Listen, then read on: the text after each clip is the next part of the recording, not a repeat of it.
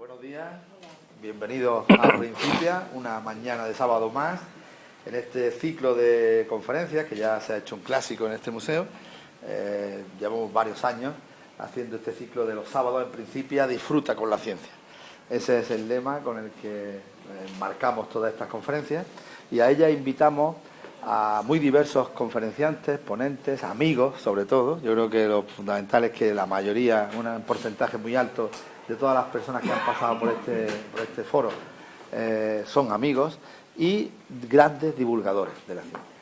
Son personas que han dedicado su vida a la enseñanza, a la investigación y hacen el esfuerzo y el favor, y a los que estamos muy agradecidos, de contarnos esos avances, esas teorías, esas nuevas tendencias de la ciencia, y lo hacen además de una forma amena, de una forma atractiva, porque queremos que todos los públicos se acerquen al mundo de la ciencia y disfruten con ella, aprendan que con la ciencia se puede disfrutar.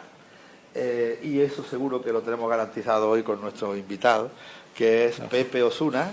Lo digo con ese nombre porque yo creo que es así como te conoce todo el mundo, Pepe Osuna. En nuestro ámbito, José Osuna, que es profesor de Biología y Geología en el IES Manuel de Falla de Puerto Real, y al que yo conocí hace muchos años cuando en los avatares de nuestro proceso de profesorado, pues fui a parar a Cádiz a dar clases en el Instituto Isla de León, y lo conocí cuando había fundado el Aula del Mar de Cádiz. El Aula del Mar de Málaga, que seguramente todos conocéis, pues yo puedo decir un poco así, con esto, sin miedo a equivocarme, que se inspiró en este Aula del Mar de Cádiz que Pepe fundó en el año 86, 85, 86. 85, 86. Yo fui a Cádiz en esa fecha y tuve la gran suerte de asistir a sus clases, a sus cursos, a ese proyecto fascinante, porque estuvimos hablando, perduró durante 10 años, y durante esos 10 años pasaron por el Aula del Mar de Cádiz cientos y cientos de alumnos, de los que seguro que hoy hay gente metida en todo lo que es ciencias del mar, todo lo que es acuicultura. Pues todas esas primeras veces, esos primeros contactos con ese mundo, pues Pepe le facilitó a cientos de alumnos este contacto con el mar.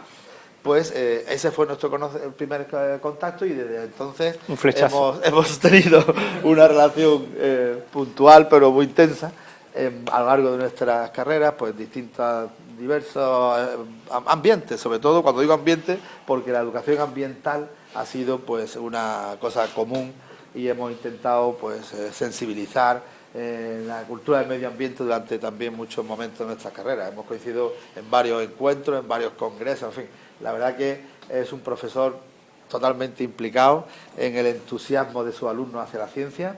Nos cuenta que tiene sus alumnos por las tardes yendo 3 tardes a su centro a hacer un club científico, y participa en todos los foros posibles. La verdad que lo que estamos encantados de que Pepe esté con nosotros esta mañana para hablarnos de un tema que yo creo que es el que nos ha hecho venir aquí: las reinas del mambo, las bacterias. Y todavía queda pues esto de qué va, ¿no?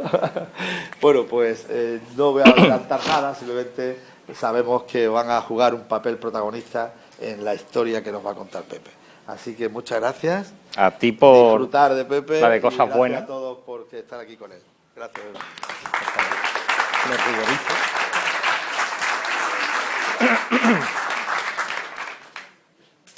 Hay una cosa, buenos días. Bien, primero, mi fantástica y genial sorpresa por ver un montón de gente un sábado por la mañana en Málaga, 20 de abril, viniendo a escuchar a un semipayaso sobre las bacterias, ¿verdad? Es algo fascinante, dice mucho de todos los que estáis aquí, con lo cual, enhorabuena. Una cosa que no ha dicho Seba de mí, y que yo creo que en el fondo es la razón por la que estoy aquí, es que porque tengo poca vergüenza. Aunque ahora todavía tengo un poquito de miedo escénico, porque no me gusta hablar así, yo me gusta moverme, darle cate a mi chiquillo en el aula, provocarlo. Lo que sí soy es un poca vergüenza. Y como llevo 34, 35 años enganchado a la tiza, pues la poca vergüenza se me ha ido incrementando con el tiempo, y aquí estoy. El título era provocador, o intenté que fuera provocador, porque creo que la provocación es un mecanismo muy bueno para despertar la curiosidad. Y antes de empezar a soltar el rollo, a mí se me interrumpe cada vez que queráis. Es decir, cuando diga una burrada, me decís eso es una burrada. Cuando diga algo que no se entienda, me cortáis. Si consigo generar alguna duda, alguna pregunta en vuestro coco, me la preguntáis, que lo primero que se me ocurra, pues os lo respondo, si es que se responde. Y lo primero, y segundo, veo chiquillos, muchos chiquillos, yo no sé estos chiquillos en qué curso andan, no quiero aburrir a las piedras. Entonces, ¿las bacterias son buenas o malas? ¿Cómo son? Depende. Ah, depende de qué. Pues, Buenas y malas. ¿Hay bacterias buenas? sí. Sí, ¿cuál es? La del yogur. ¡Oh, qué buena! Es verdad, hay bacterias buenas. O sea que hay bacterias buenas y malas. ¿Y son importantes las bacterias? ¿Sirven para algo las bacterias? Me imagino que probablemente hayáis escuchado una de esas cosas que andan por ahí, de esas runrunes callejeros, de que si algún día hubiera un holocausto nuclear y todo desapareciera de este planeta, son las cucarachas, parece ser las únicas que, o uno de los pocos seres vivos que iban a permanecer en la superficie del planeta Tierra. Mentira. Mentira. Son las bacterias. Son las bacterias. Llevan con nosotros, ahora mismo, certificados científicamente, 3.850 millones de años. Y seguirán con nosotros hasta que este planeta sea devorado por el Sol. Van a seguir. Son las únicas que saben seguir. ¿Por qué? Porque son muy chiquititas. Cuando yo estudio la carrera, lo que a mí me explican de bacterias y de microbiología era un churro. 4 cositas, que cómo se tiñen, que si gran positiva, gran negativa, unos 4 palabras y poco más. Posteriormente hago un curso de ingeniería ambiental y ahí también hay un apartado de microbiología y se habla que, bueno, que las bacterias, se trataba sobre todo de depurar aguas residuales y tal, y hay quien en ese curso nos comenta, nos dice que, hombre, que tirar las aguas semidepuradas a los mares tampoco es tan malo, porque cuando se produce ese vertido al mar, las bacterias se mueren y tampoco nos van a producir algún tipo de problema o algo por el estilo. No sé si conocéis una expedición que una serie de universidades y el Instituto Español de Oceanografía y varios ministerios realizaron hace 2 años, que significó la circunnavegación del planeta con 2 buques oceanográficos. Por suerte yo conozco a algunas de las personas que han trabajado en esta campaña y uno de los grandes descubrimientos que han hecho es la gran cantidad de bacterias que hay en el océano. La gran cantidad de bacterias. ¿Qué ocurre? Que no sabíamos que estaban ahí. No sabíamos que estaban. ¿Por qué? Porque viven en unos medios tan peculiares, tan particulares, que no sabemos cultivarlas. Para cultivar bacterias nosotros las metemos en tubos de ensayo, o en placas de Petri, o en matraces, pero tenemos que partir de una bacteria, de un inóculo.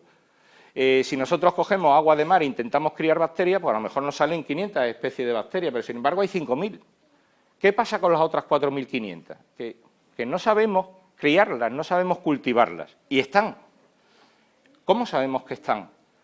Porque afortunadamente la biotecnología ha progresado tanto que tenemos medios para detectar el ADN de las bacterias. Entonces metemos pequeñas tiritas o cogemos agua y la hacemos pasar por pequeñas tiras de papel o por pequeñas superficies de vidrio donde hemos fijado una serie de marcadores de sustancias.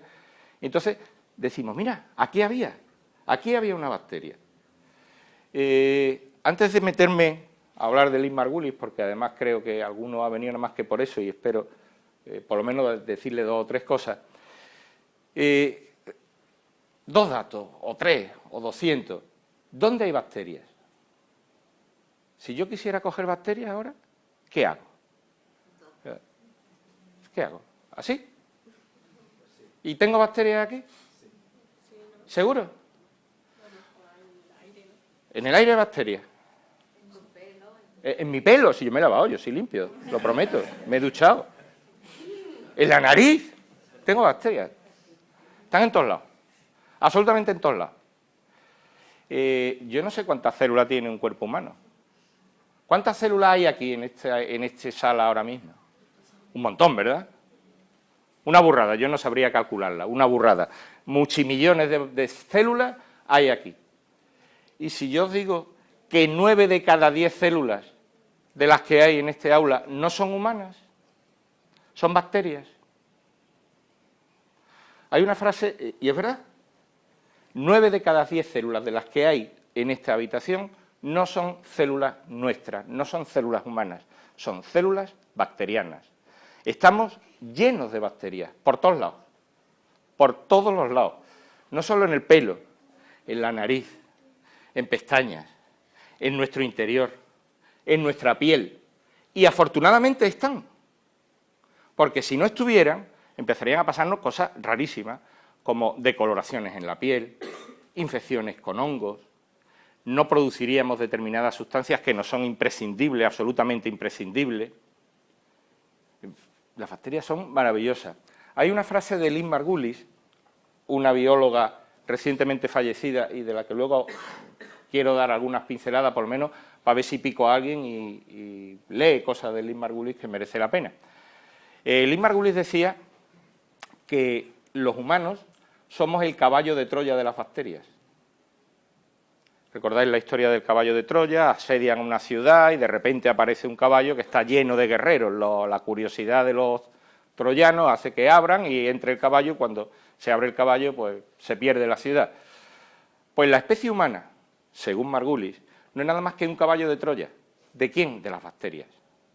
De hecho, hasta los médicos andan reconociendo eso. Eso viene un poco después. Yo decía, ¿dónde hay bacterias? En todos lados. Decía, a mí me han contado que en el mar había muy pocas bacterias, me han enseñado que había pocas bacterias. Mentira, hay bacterias en todos los sitios. Cosas curiosas donde se han encontrado bacterias. Y aprovecho para hilar también con lo que he visto antes y con las fantasías fantásticas que hace mi amigo Seba y la gente de aquí de Principia con ese aparato. Los rayos X. ¿Son buenos los rayos X? No, no son buenos, ¿verdad? Porque ¿qué nos hacen los rayos X? Nos espachurran, nos queman, cogen el ADN y lo hacen, lo rompen y al final nos pasan cosas. Nosotros, si alguno ha tenido la desgracia de tener que ir a hacerse una radiografía, pues verá que la persona que hace la radiografía lleva un mandilón de plomo y además lleva un dosímetro que calcula la cantidad de radiación que recibe esa persona. Bien, esa bacteria que hay ahí arriba, creo que la tengo por ahí. Hop, ¿a dónde estamos la flecha? Aquí. Fíjate que no, yo sin ojo. Ahora. Bueno, esa es la estructura de una bacteria. Una bacteria no es más que eso, ¿verdad? Un saco donde entran cosas y dentro de ese, para no aburrir aquí a los no expertos, una pequeña celulita mínima, muy chiquitita, donde dentro lo que hay es ADN. Y de momento vamos a quedarnos con esa. Esas dos bacterias que hay ahí, yo decía, los rayos X. Los radiólogos, la gente que hace radiografías, traumatólogos, siempre llevan un dosímetro, porque a partir de una determinada dosis de radiación empiezan a pasarnos cosas. Chernobyl, Fukushima, bien. Esas dos aguantan, no sé, un factor de 15.500 veces la dosis letal para un humano. Y solamente pierde un 37% de su viabilidad, es decir, de 100 bacterias que siembro, solamente se pierde un 37% de la capacidad de generar colonias. Es decir, un holocausto nuclear donde esparciera radiación por todos lados, a esas dos y 200 más que hay, que tampoco vamos a ponernos aquí a sacar el Berger entero con toda la sistemática bacteriana, pero esas dos aguantan. Esos son descubrimientos recientes. Creo que he introducido una diapositiva con una experiencia que ha hecho la NASA, que es coger una bacteria, un bacilo, y mandarlo al espacio y dejarlo sometido a la radiación del espacio en un satélite. Ha estado durante no sé cuánto tiempo. Ha vuelto y ha seguido haciendo colonias aquí. Es decir, las bacterias son la reina del mambo, viven en todos lados. ¿Dónde se encuentran? Se han encontrado Esta, bueno, en los sitios más raros del mundo. Esta, ¿qué ocurre si uno mete la mano en agua caliente, casi hirviendo a 90 grados? Se hace polvo, ¿verdad? Cuando yo estudio la carrera, me dicen que para desinfectarse lo que hay que hacer es calentar. Yo tengo un recuerdo de infancia de ese practicante que iba a mi casa a poner las inyecciones y que antes de poner la inyección hervía la jeringuilla y la aguja la quemaba y esas cosas, ¿verdad? Si te pilla esta bacteria no vale para nada, absolutamente para nada. Afortunadamente esa bacteria a nosotros nos hace cosquillas, porque no nos podemos relacionar con ella, porque a menos de 90 grados se muere. Es decir, tiene que vivir por encima de 90 grados, si no, no sabe vivir. Y se encuentran en todos lados, donde hay esa temperatura. Fantástico. Un holocausto nuclear me genera una temperatura maravillosa. La reina del mambo. ¡Oh, soy feliz! No le pasa nada. No se desnaturaliza, no se rompe su ADN. Sigue, como si tal cosa. Aprovecho la ocasión para decir, nosotros nos estamos aprovechando de las bacterias. Probablemente las bacterias se aprovechen de nosotros, seguro. Con una escala de mucho tiempo, si hubiera una entidad superior que fuera capaz de mirar al planeta Tierra desde fuera dentro de 15.000 millones de años, es probable que dijera, qué listas fueron las bacterias, crearon a los humanos. ¿Para qué? Para sobrevivir hasta que desapareció el planeta Tierra. Pero luego fueron lo suficientemente listas para colonizar otro planeta. Las bacterias, no los humanos.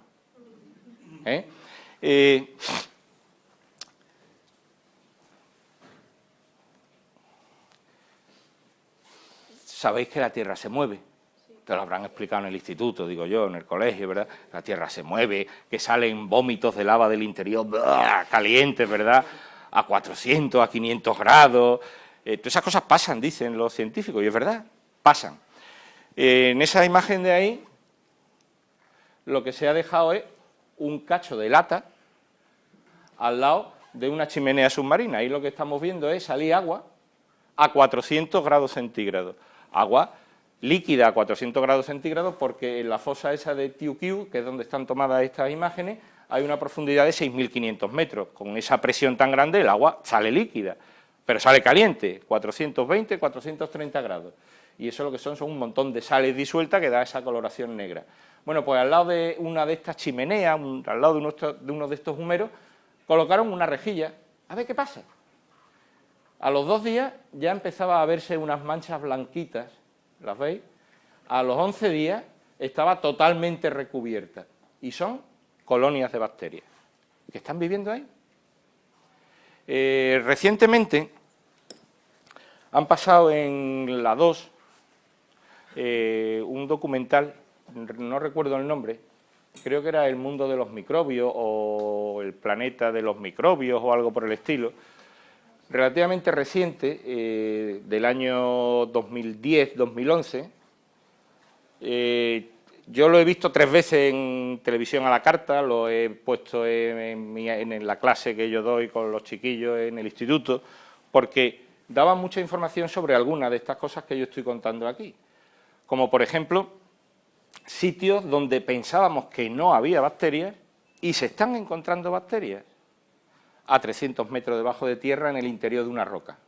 Las encuentran, hay bacterias.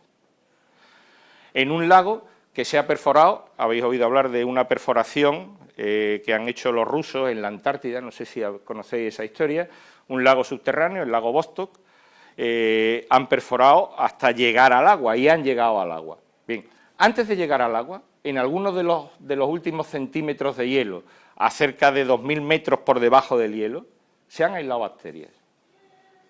Es decir, estaban allí, estaban viviendo debajo del hielo, viven dentro de las piedras, comen, para que nos entendamos, cualquier cosa. Hay incluso bacterias que comen oro. Y decía, nosotros nos hemos aprovechado mucho de las bacterias. Hay una empresa en Estados Unidos que está haciendo lo siguiente. En una mina de donde se saca cobre, pues para sacar un poquito de cobre hay que coger un montón de roca. Esa roca, machacarla, hacerle una serie de tostarla, en fin, hacerle un montón de porquería y al final, pues muevo 1000 kilos de roca y obtengo 1 kilo de cobre. ¿Y qué hago con los 999 kilos de roca que me sobran?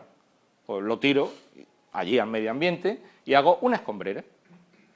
Una escombrera que es un problema. Bueno, pues hay una empresa en Estados Unidos que saca oro de esa escombrera. Los científicos sabían que ahí hay oro, pero para sacar algo de oro haría falta una inversión de dinero tremenda, porque a lo mejor de esa escombrera, de esos 999 kilos de roca triturada, machacada y hecha polvo, hecha por ahí, a lo mejor pueden salir 3 gramos de oro, no compensa. Pero las bacterias trabajan gratis. ¿Qué es lo que hago? Esa escombrera la disuelvo. La trituro mucho y la meto en agua. La meto en un tanque de cultivo y echo una bacteria que se ha encontrado en una mina de Sudáfrica.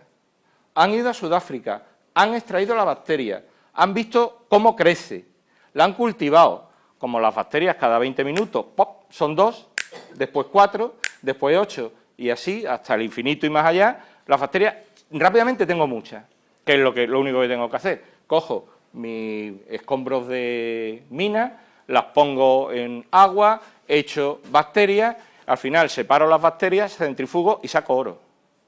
Y hay una empresa canadiense, una filial canadiense estadounidense, una de las grandes empresas que controlan el oro a nivel planetario, que están trabajando con bacterias. Uno de los grandes avances de la biología molecular, de la biotecnología, se debe también a una bacteria. Y hay una serie de personas que se han hecho ricos, en el más estricto sentido de la palabra, millonarios, porque descubrieron a esa bacteria que os he enseñado antes, que vive en sitios calentitos, ¿verdad? Voy a ver si soy capaz de explicar por qué y que se me entienda. El CSI es una película que a mucha gente le gusta, ¿verdad? Y esos policías que llegan a los escenarios del crimen y empiezan a investigar, y a través de un poquito de ADN, pues a partir de un pelo, son capaces de extraer el ADN. ¡Ay, pues era fulanito de tal! Eso se hace gracias a que alguien descubre estas bacterias que viven en sitios tan calientes.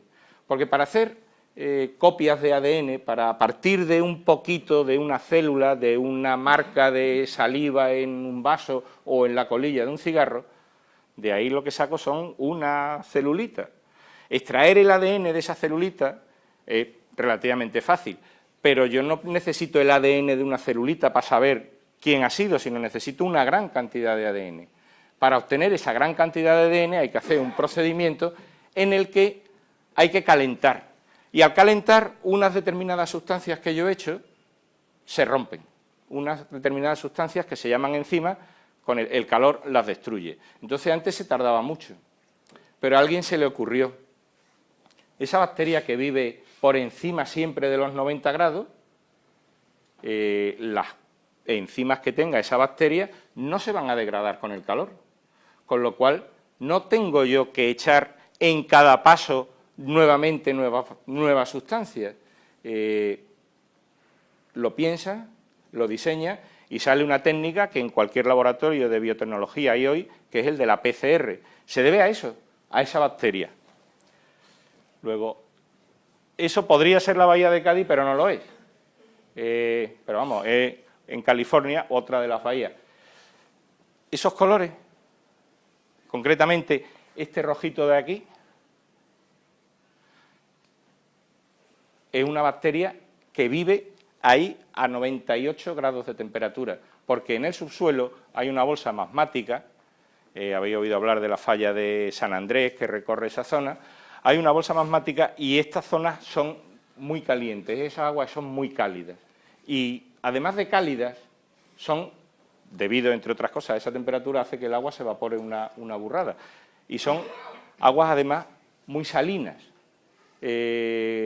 Seba, cuando me intentaba presentar, decía que yo he trabajado en el aula del mar. Yo he trabajado en la bahía de Cádiz. La bahía de Cádiz, si se ve desde el aire, si la miráis, si tenéis la suerte de meteros en un helicóptero, en una avioneta y volar a baja altura, en determinados momentos del año tiene distintos colorines. Y algunos colorines realmente preciosos. Ahí, esos colorines son debidos a bacterias y o algas que están viviendo ahí. Que están viviendo ahí donde no vive casi nadie. ¿Por qué? Porque la cantidad de sal que hay ahí es tan tremendamente elevada que los restos, las bacterias normales, ¿verdad?, allí se mueren. No pueden vivir. Pero sin embargo estas se lo pasan pipa. Hay por ahí muchos documentales, me imagino que a lo mejor habéis visto, un lago que hay en África, el lago Natrón, donde hay una gran cantidad de flamencos, el sitio donde hay más flamencos, más concentración de flamencos de todo el planeta.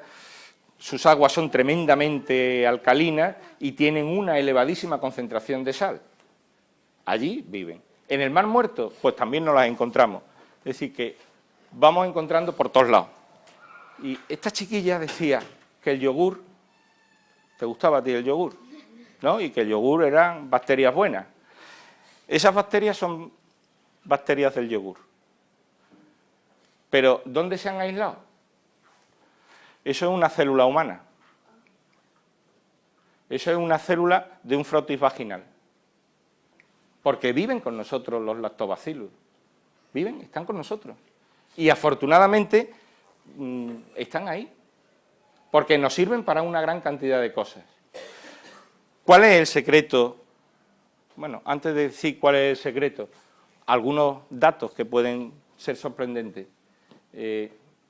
Este bichito, el Pyrolobo fumari, que se encuentra en Italia, pues es la que hoy por hoy se conoce que es capaz de sobrevivir a una temperatura más elevada, a 114 grados.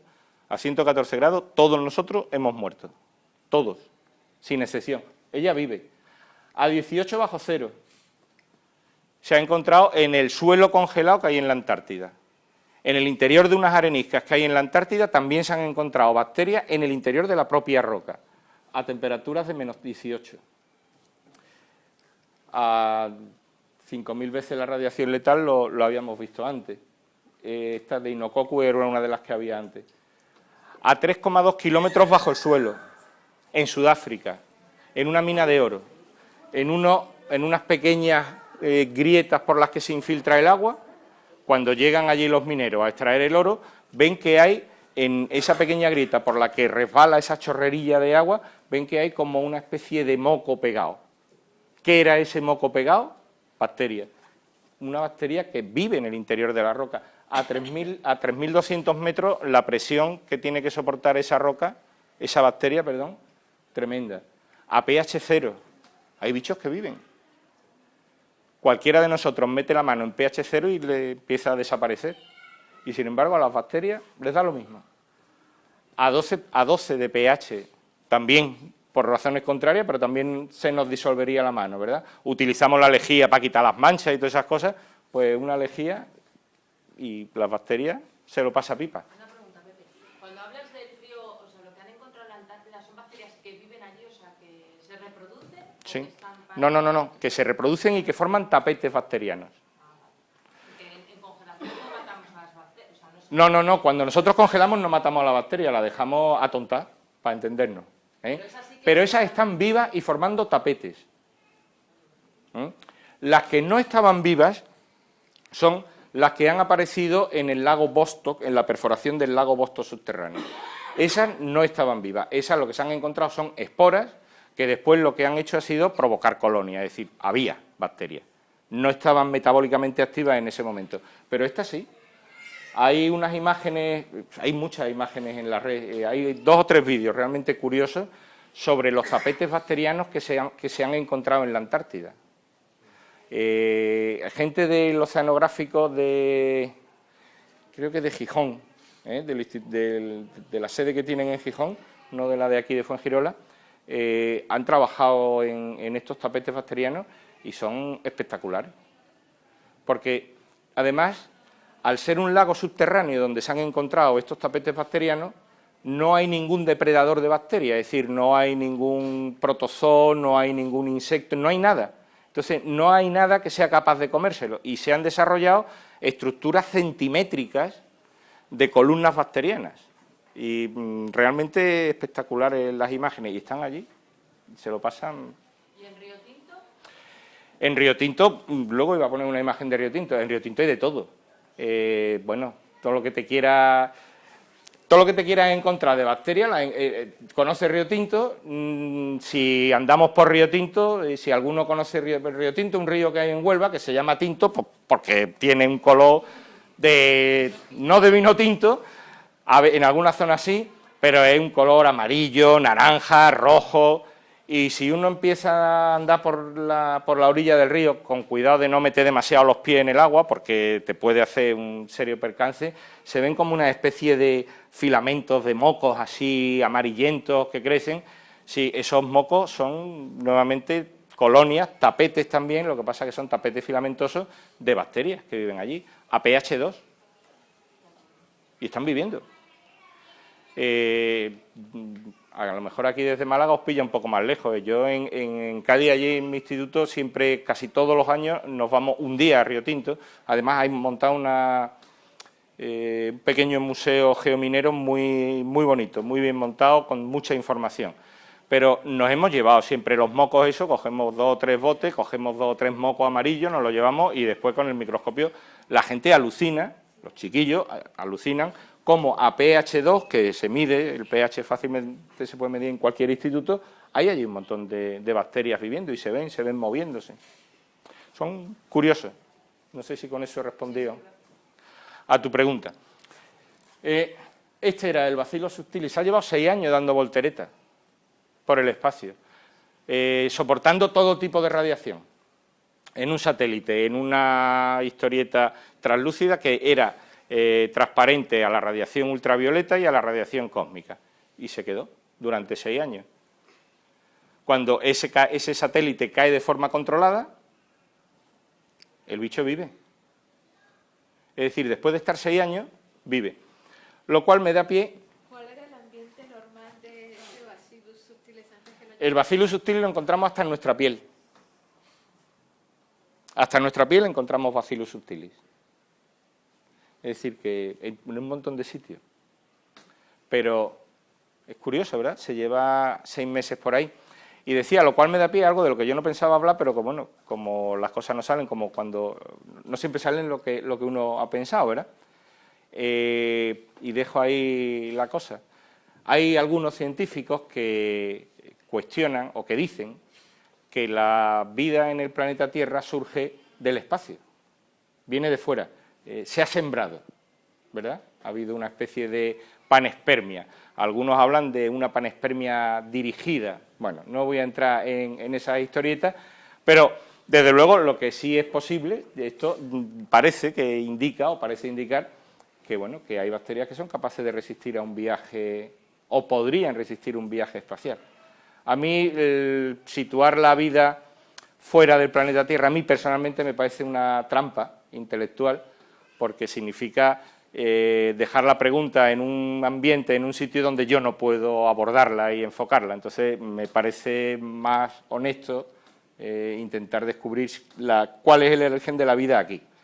Pero, no sé, queda dicho por si alguno ha oído hablar de eso. Entonces, si los transportamos, estamos transportando esas bacterias a donde vamos nosotros y ellas se pueden seguir reproduciendo. Claro, si es que nosotros somos sus caballos de Troya. O sea, han podido los astronautas llevar esta bacteria a la Luna cuando fueron y allí pueden seguir. Sí, pero me da a mí la impresión que es difícil que una bacteria se escape de un traje de astronauta. Son listas, son las reinas del mambo, pero no lo pueden todo.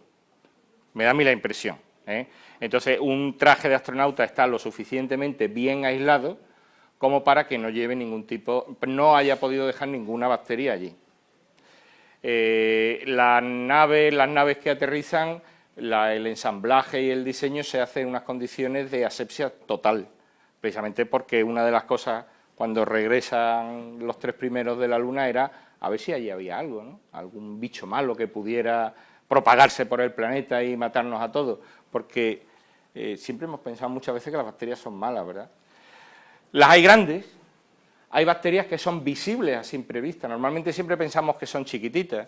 Bueno, pues se ha encontrado una bacteria en Namibia, en las aguas de Namibia, que además es responsable de un fenómeno que ocurre allí, curioso, muy curioso, que son unos especie de cañonazos que en determinadas épocas del año se producen en el mar. Me imagino que para los nativos de Namibia la explicación sería que los demonios se estaban cabreando y estaban abriendo las puertas del infierno, ¿verdad? La explicación es bastante más sencilla de todo eso. Hay una bacteria, que creo que tengo la foto por ahí, ahora luego la selecciono y os la enseño, que se ve a simple vista. Es visible a simple vista, no necesitamos un microscopio para verla. Y esa bacteria lo que hace es producir una gran cantidad de metano. Y esas explosiones que periódicamente se producen frente a las costas de Namibia no son nada más que erupciones de metano procedentes de depósitos orgánicos. En las costas de Namibia se produce una acumulación de material orgánico, de sapropele, procedente de una serie de ríos y con carácter, estoy hablando, esas acumulaciones no se están produciendo ahora, que también, sino que se han ido produciendo a lo largo del tiempo geológico. Entonces hay allí unos fangos, unos sapropeles totalmente anóxicos, sin oxígeno, que han sido colonizados por esta bacteria. Esta bacteria empieza a degradar esa materia orgánica y empieza a producir bolsas de CO2.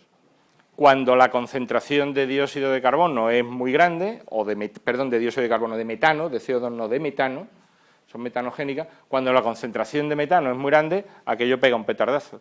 Y eso se oye desde tierra y me imagino que los lugareños de la zona pues pensarían eso, que vienen los malos, que vienen los demonios.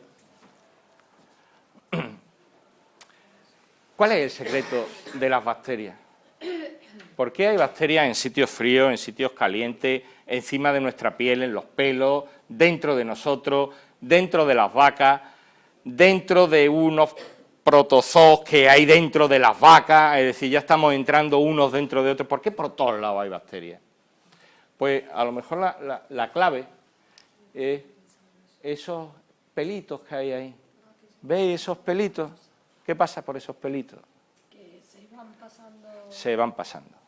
Y yo aprendo una cosa y yo tengo un ADN que dice, tú vas a ser rubio, y me engancho con el pelito a ti y te lo paso, y tú ya tienes esa información.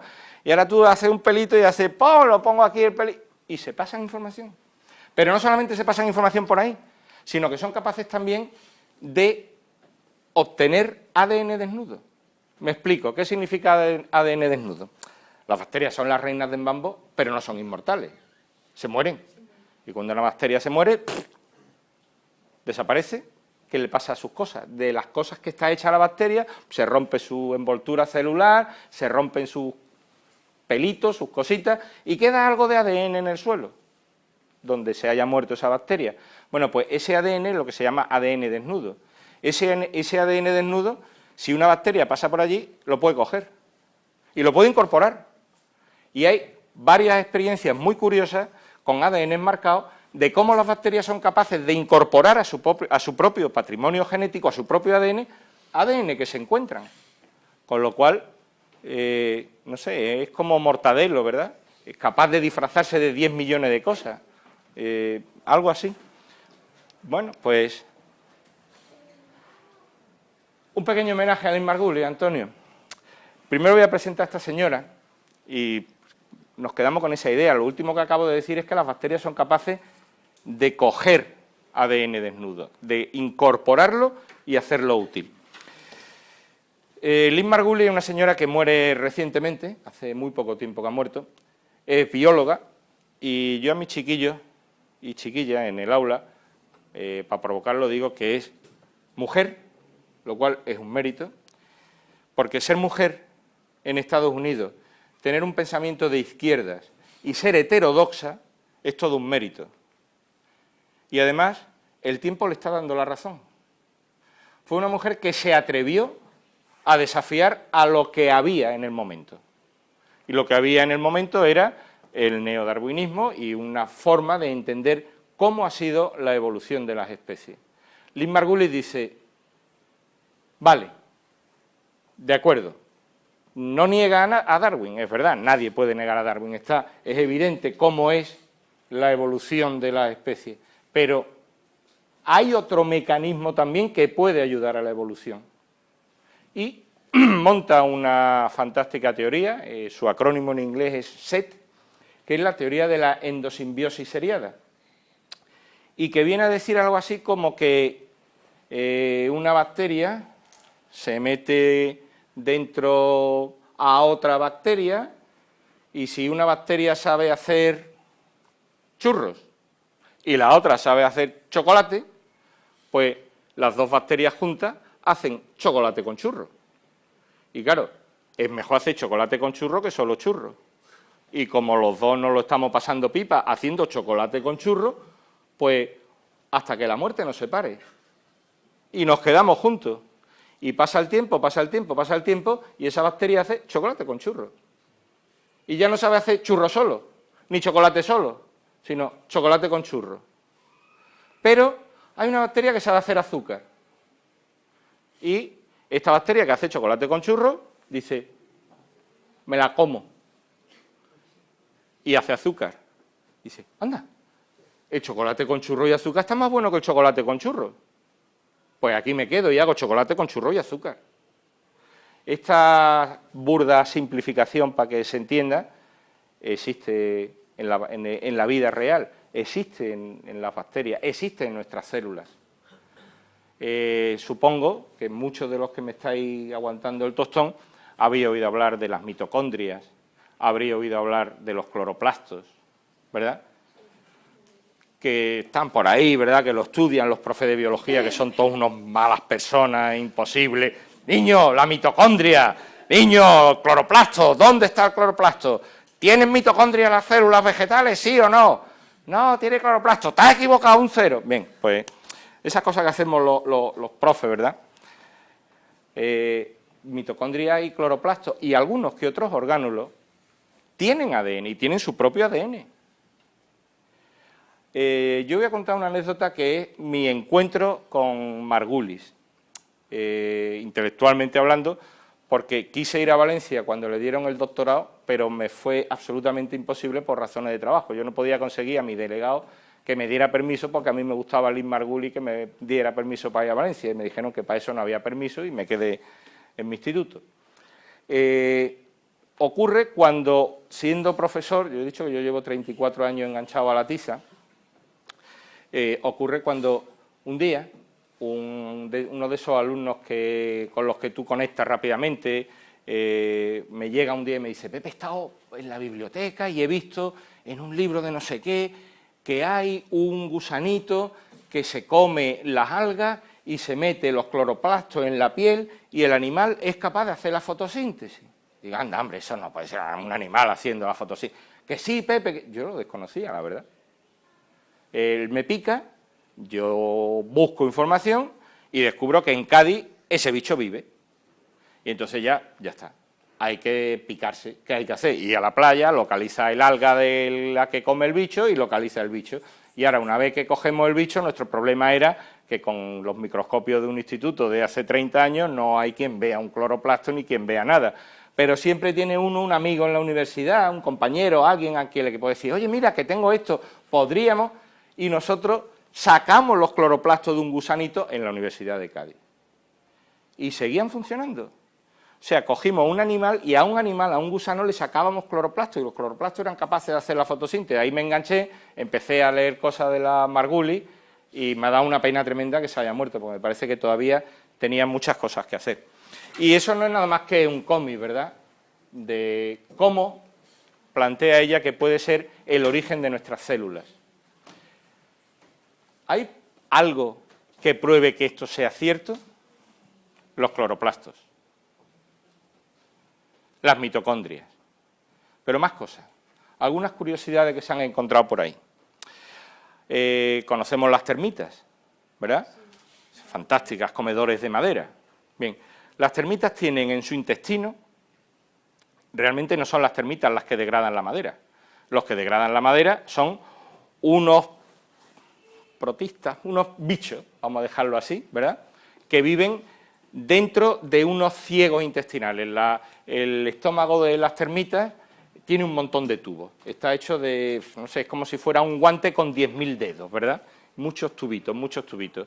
En esos tubitos se mete la madera, la celulosa de la madera, y en esos tubitos es donde hay otros bichos. ¿Qué bichos hay allí? Unos protozoos que comen madera. Pero estos protozoos que comen madera y que están dentro del tubo digestivo de una termita, cuando se han sacado, cuando se han visto por el microscopio, son unos bichos que tienen un largo flagelo, un pelo muy largo, y un montón de pelitos. Un montón. 10.000 pelitos por célula. Es una única celulita con 10.000 pelitos por encima. Cada uno de esos pelitos se puede arrancar y sigue viviendo. Y no es un pelito, es una espiroqueta. Una espiroqueta es una bacteria helicoidal que se mueve, tiene forma de sacacorchos diminutos, que se mueve. Entonces, hay un ser vivo, ese pequeño protozoo que vive en el interior de una termita, los 10.000 vibrios que tiene por su superficie y que tienen vida libre cuando se consiguen separar, no son nada más que espiroquetas que, moviéndose todas ellas al mismo tiempo, hacen que ese protozoo se mueva por el interior del intestino de la termita. Y el flagelo, para lo único que sirve, es de timón. Vamos para la derecha o mejor para la izquierda. Un timón. Independiente, el ADN es diferente. Totalmente distinto. Sí, es que son seres vivos distintos. Y de la termita. Sí, totalmente distintos. Y de alguna manera ellos hacen algo para que a la termita le dé ganas de comer madera. No, ellos no hacen nada, ellos se mueven. Pero tienen que... Ellos se están continuamente moviendo, porque las espiroquetas siempre, una de las características de este tipo de bacterias, las espiroquetas, es que siempre se están moviendo. Entonces, imaginad que yo fuera el bicho, el protozoo que ando, estoy dentro de un estómago de una termita que está comiendo madera. Y yo quiero madera. ¡Ah, no, madera! Y la madera está allí hay un cacho de madera, lo ven ustedes, ¿verdad? Entonces me quiero acercar al cacho de madera. Pero yo con el rabo este que tengo, me muevo más bien poco. Pero si en el medio hay espiroquetas, hay esas bacterias, y se ponen encima mía, y yo tuviera todo el cuerpo lleno de espiroquetas, todas moviéndose en el mismo sentido, yo es como si tuviera 10.000 pequeños empujoncitos. Y entonces yo lo que hago es ir para allá a comer madera, voy a comer madera. Y mi flagelo, mi colita, mi rabo que tengo por aquí atrás, lo voy a usar simplemente a modo de timón. Bien, cuando se descubre ese animal, se saca, se le da además un nombre, el Paradoxum no sé qué, porque era una cosa que llamaba mucho la atención, se consigue, mediante ultracentrifugación, separar los vibrios. Y la sorpresa es que los vibrios que parecían espiroquetas, no, de parece nada, son espiroquetas, están creciendo. Pero sin embargo han entrado en una simbiosis con ese bicho que probablemente dentro de 200.000 años, espero que Principia siga existiendo, alguien vendrá aquí a decir que ese bicho ya no tiene vida independiente, que la espiroqueta ya no tiene vida independiente. Ya se ha metido, se ha hecho tan fantástico esa asociación que ahí está. Eso se ha encontrado. Sorprendente. Liz Margulis. O sea, hace el efecto como nuestras enzimas. En este caso hace el efecto de producir el movimiento. Produce el movimiento. Nosotros tenemos un montón de bichos dentro. Tenemos un montón de bacterias que nos sirven, que nos están utilizando a hacer la digestión.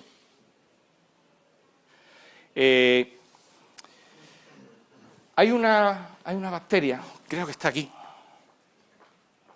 Bueno, muy sintéticamente, ahí lo que viene a mostrar esta pequeña viñeta es la base de la teoría de la endosimbiosis seriada. Es decir, cómo primero una célula ingiere una mitocondria, esta sabe hacer chocolate, esta sabe hacer churros, se reúnen y dicen, mira, chocolate con churros, y esta hace chocolate con churros. Esta sabe hacer azúcar, se la come y dice, mira, vamos a hacer chocolate con churros y azúcar.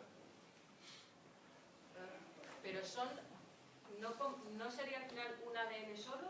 No. Son tres, o sea, totalmente... Lo fantástico, lo que empieza hace ya 40 años a sentar las bases de que Lynn Margulis no estaba colgada, sino que tenía razón, es lo siguiente, que tanto esto como esto tienen un ADN independiente.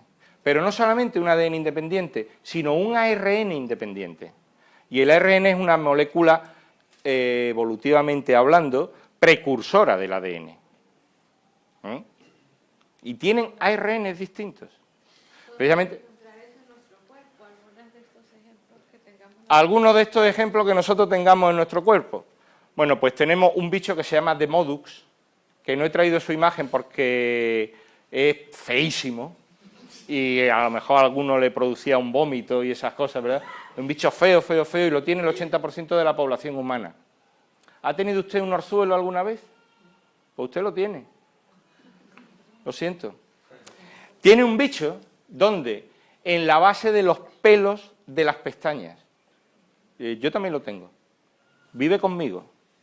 No me hace nada. De vez en cuando se pone malo. Y le entra una infección. Al bicho, no a mí. Y me la pega el puñetero. Y me sale un orzuelo. Yo todavía lo he buscado, de verdad que lo he buscado, pero yo todavía no sé para qué tenemos ese bicho, pero lo tenemos. Demodux, y es que no me sé el apellido. No tocaba, pero si buscáis en San Google, que está todo, ¿verdad? Demodux no sé qué, con que pongas Demodux, te saldrán ahí un montón de fotografías al microscopio electrónico de este animal. Y es feo, pero feo, más cosas que tenemos. Uno de los discípulos de Margulis es su hijo Dorion, cuyo padre también es fantástico. El padre de Dorion es Carl Sagan, y yo me imagino que aquí en principio, que la gente que viene aquí conoce a Carl Sagan, ¿verdad? Que tuvo la mala suerte de morirse el día antes en que se hace público el descubrimiento de un planeta fuera del sistema solar, que utilizando los métodos que él había dejado dicho de qué hay que hacer para encontrar un planeta allí en el Quinto Pino, hacer esto. Pues el pobre hombre tuvo la mala suerte de morirse el día antes en que se anuncia el descubrimiento del primer planeta fuera del sistema solar. Ese es el padre, la madre Lynn Margulis, pues el hijo Dorion, tiene que salir fantástico, ¿verdad? Y anda por ahí sacando, pues, intentando seguir la línea en la que ha trabajado. Tiene además varios libros publicados con la madre. En uno de ellos yo he leído, no lo sé porque no pensaba hacer mucho hincapié, pero te cuento, que han encontrado en algunas de las estructuras sinápticas de cerebros humanos pequeños fragmentos de ADN que se corresponde, en cierta medida, con ADN bacterianos. Una cosa muy loca, y entonces este hombre lo plantea como que existen genes del bacteriano incorporados a la neurona para facilitar la arquitectura cerebral, la conexión entre distintas neuronas. Evidentemente los neurólogos ortodoxos han dicho que ¡ah! Pero bueno, también dijeron eso de la madre hace 30 años y hoy hasta en los libros de texto que tenemos en los centros aparece eso como aceptado. No sé si con eso he respondido a tu historieta. De la naturaleza hay cientos de casos como estos. Los nódulos de leguminosa, de todas las leguminosas, de los tréboles, de las lentejas, de los garbanzos, que tienen esos pequeños bultitos y que dentro, ¿qué es lo que hay? Bacterias. ¿Y qué hacen esas bacterias? Pues que saben coger el nitrógeno del aire, de la atmósfera, cosa que nadie sabe hacer, nada más que ellas, y viven ahí. Hay una avispa que se ve infectada por una bacteria, pero es que además esa bacteria que infecta a la avispa hace una cosa muy graciosa. Convierte a las hembras a los machos en hembras. No le gustan los machos. No sé por qué, pero no le gusta. Entonces, allí donde entra esa bacteria, a la avispa, fuera. El macho se transforma en hembra y empieza a poner huevos. Y de todos los huevos que pone esa avispa, nada más que salen hembras, exclusivamente. No sale ni un macho. Es una bacteria malísima, evidentemente. Ay, se me ha saltado. Bueno, luego voy para atrás. Ahí está. Estas son las células del ovario de esta avispa, de la avispa esmeralda. Y esas manchitas amarillas es la bacteria. La bacteria se llama Wolbachia. La Wolbachia lo que hace, parasita a la avispa y transforma el comportamiento de la avispa. Pero ahora se ha visto dónde se mete, porque donde realmente se mete es en las células ováricas. Y además se mete en otro sitio, curiosamente, es que no quería cargar vídeos porque no sabía de verdad qué público me voy a encontrar, y es un vídeo muy especializado, pero está por ahí, si alguno te lo pide, yo te digo dónde está o te lo mando por correo. Hay un vídeo donde se ve a la Wolbachia viva en las células ováricas de la avispa moviéndose, reproduciéndose. El siguiente paso que dio Lynn Margulis en su teoría endosimbiótica es que la mitosis se debe a la captura de una bacteria también. Y eso ha costado, eso sí que ha sido eso es una gran burrada desde el punto de vista de los biólogos de pro, ¿verdad? La mitosis ahora también una tesquilla, que no, porque sí, a lo mejor. Porque esa estructura de los centriolos que aparecen en la mitosis, de 9+2, también se han encontrado restos de un ARN ribosómico procedente de bacterias. Entonces, ¿qué hace un ARN ribosómico como tú en un centriolo como este? No me pega, ahí hay algo que no cuadra. Bien, ¿dónde se pone esta bacteria Wolbachia cuando la célula se va a dividir? En los centriolos. Ahí es donde se pone. Con lo cual, yo no digo que realmente esto ya corrobora, pero por lo menos abre camino a la especulación, ¿verdad? A decir, oye, que a lo mejor sí es así, que a lo mejor sí es verdad. Y traigo otro caso de asociaciones con bacterias, que es este pequeño choquito, ¿verdad? O calamarcillo, como queráis llamarlo, o jibia. No es la sepia elegans, ¿verdad? Es otra, tiene un nombre para su abuela, que da igual, que se pique con los nombres que lo busque. Es muy chiquitito. Este bicho hace una cosa fantástica. Bueno, sabéis que las sepias cambian de color.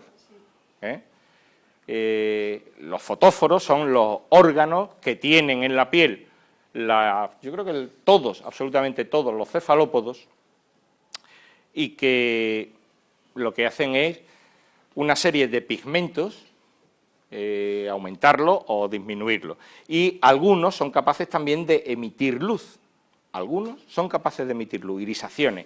Entonces, el lenguaje de dos chocos es realmente curioso. Si alguno es mariscaor y ahora por el mes de abril, que es cuando los chocos se acercan a costa, las chocas se acercan a costa a desovar cerca de la roca, por la noche ir a choquear es realmente espectacular verlos. Es muy bonito. Bien, pues este calamarcillo emite luz y se comunica con los suyos con la luz. Claro, los biólogos, que somos unos mala gente, unos estúpidos, siguiendo aquí los consejos del gran Pope, nos dedicamos a preguntarnos por esas cosas. Y uno se preguntó, ¿y tú cómo produces luz? Y descubre que él no produce luz. El choco no sabe hacer luz. ¿Quién hace luz? Una bacteria. Era evidente, ¿verdad? Hay una bacteria que hace luz. Pero lo de este choco es más cachondo todavía, porque este choco, como buen productor de luz, es de hábitos nocturnos. ¿Qué haces tú produciendo luz de día? No tiene sentido. Pues lo produzco de noche, que es cuando me hace falta. Entonces, ¿qué hace de día este bicho? Se entierra. Un bicho chiquitito, no mide más de 3 centímetros y vive en fondos arenosos. Por la noche, pongo luz y monto un pollo y me comunico y cotilleo lo que ha hecho el vecino, lo que me ha pasado, cuidado que viene un calamar grande que te va a comer, en fin. Que estoy aquí, ven, llamándose el uno a la otra. Durante el día me entierro. ¿Cómo producen luz? ¿Cómo producen luz? Cogiendo bacterias. Las cogen del agua. Esto es lo que viene a representar este esquema de aquí. Estos son los distintos tipos de bacterias que puede haber en el agua del mar. Me da igual que sea gram positiva, no le hacemos caso a eso. Vamos a quedarnos a que hay muchas bacterias en el mar. El animal, mediante unas estructuras que tiene por debajo del pico, sabéis que todos los calamares, todo eso tienen un piquito, ¿verdad? Pues por debajo hay unos pequeños palpos que son capaces de seleccionar a las bacterias, decirle, tú entra, tú no, tú sí, son porteros. Y a los que deja entrar, los mete, y los mete en unos saquitos. Esas bacterias ahí, en esos saquitos, cuando hay un determinado, esas bacterias empiezan a producir una pequeña sustancia, pero esa pequeña sustancia no produce luz porque está todavía en muy poca concentración. Está en muy poca concentración, el bicho sigue metiendo bacterias, hasta que hay un determinado número que entonces ya empieza a producir luz y el animal produce luz y se comunica. Durante el día, ¿qué hace? Venga, todas para afuera, las echa a la calle, a todas, y a la noche siguiente vuelve a cogerla y vuelve a producir luz. Siguiendo a Margulis y a la escuela de la endosimbiosis seriada, con toda probabilidad, dentro de 200.000 años, cuando ese conferenciante del futuro venga a Principia, nos dirá que ya las bacterias no salen, que ya se han quedado ahí y han formado un órgano del propio calamar. Lo cual a mí me sigue fascinando, me sigue dejando perplejo, es decir, estamos rodeados de cosas como estas, ¿verdad? No sé si traía alguna más. Bueno, la de la avispa esmeralda. Me imagino, porque eso ya es más sabido. Las vacas. Una vaca no es nada más que un tonel, el estómago de una vaca no es nada más que un gigantesco tonel, un fermentador, donde lo que hay son una gran cantidad de bacterias, que lo que hacen es la digestión. Y además luego producen un residuo, un gas metano, ¿verdad?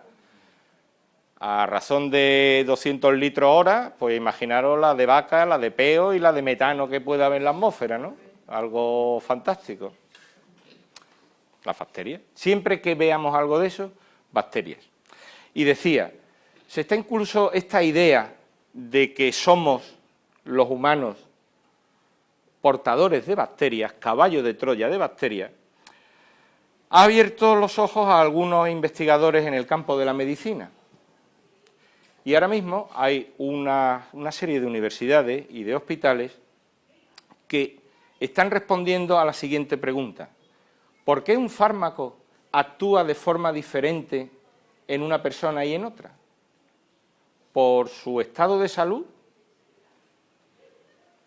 La respuesta es no. La respuesta parece que está relacionada con cuál es la flora bacteriana que cada uno de nosotros tenemos en nuestro interior. En función de qué tipo de flora bacteriana tengamos, así respondemos a distintos fármacos. Así es la cinética del fármaco una vez que la hemos ingerido. Se han hecho estudios y ahora mismo hay catalogados 4 tipos de ecosistemas bacterianos en la especie humana. Y obedecen a 4 grupos de bacterias distintos, es decir, los del grupo 1 pues tienen la coli, la no sé qué, la no sé cuánto y la no sé qué, mientras que estos no tienen coli, pero sí tienen bacillus subtilis y el no sé cuánto. Eso es un campo de la ciencia que está empezando ahora se está empezando a trabajar en eso, y que probablemente tenga su resultado, como la ciencia últimamente, bueno, últimamente no porque se recorta, pero si conseguimos darle una patada a quien haya que dársela y desaparecieran los recortes, como la ciencia avanza bastante rápido, ¿verdad?, pues es probable que sea de aplicación en 10 años en la red pública de hospitales, ¿no? Lo cual no deja de ser sorprendente. Que ya hasta la clase médica, que muchas veces es muy reacia a admitir determinados tipos de planteamientos, ahora se esté planteando, oye, que esto parece que va en serio, que esto de que nosotros no somos nosotros, sino somos un tonel, una caja, donde hay una determinada serie de seres que viven ahí, eso tiene su importancia. ¿Iba a decir algo? Esos 4 grupos están asociados con regiones del mundo, razas o... Se estaba haciendo eso, se estaba intentando, parece ser que sí, que los 4 bacteriotipos que se han encontrado obedecen a zonas geográficas más que a razas, lo cual por otro lado parece razonable, ¿no? Es decir, las bacterias son muy sensibles al medio, también probablemente, pero no lo sé, porque yo de eso he encontrado nada más que 2 artículos que son los únicos que he leído, porque tampoco, no sé, no tocaba para hoy yo. Si me dejas el correo, pues investigo y te cuento y te... Así somos alumnos a distancia, que es lo que a mí me gusta en el fondo ser, profe.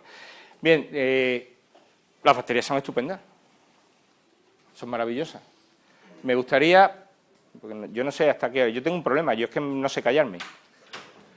Y mientras no, también no me importa, ni me enfado, porque yo lo entiendo cuando me digáis que yo, para el carro, tío, que ya está bien, que son las cervezas y 25 y ya hay que dejarlo. Yo lo dejo, que no me enfado, de verdad, de ningún tipo. Yo al principio pregunté, al principio de todo, bueno, ¿las bacterias son buenas o malas? Pues yo esperaba que alguien hubiera y me dijera que las bacterias eran malas, pero como me ha salido aquí el listo este y me ha dicho, no, son buenas, pues ya me ha fastidiado todo lo que yo tenía, todo el guión me lo ha fastidiado, con lo cual te odio, lo sabes, ¿no? Bien,